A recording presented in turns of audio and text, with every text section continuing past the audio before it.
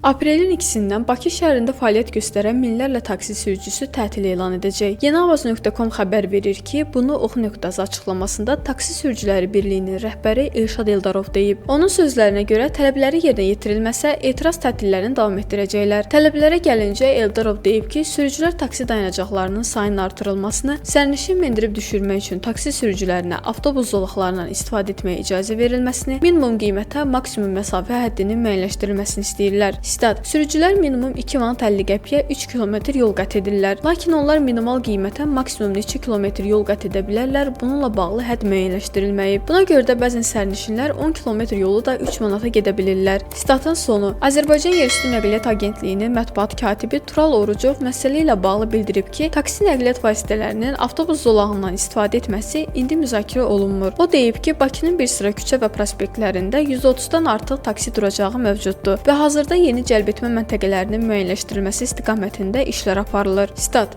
Taksi minik avtomobilləri ilə daşıma qiyməti tələb və təklif əsasında müəyyən olunur. Hazırda qiymət fəaliyyət göstərən taksi operatorları tərəfindən rəqabət şəraitində formalaşır. Statın sonu.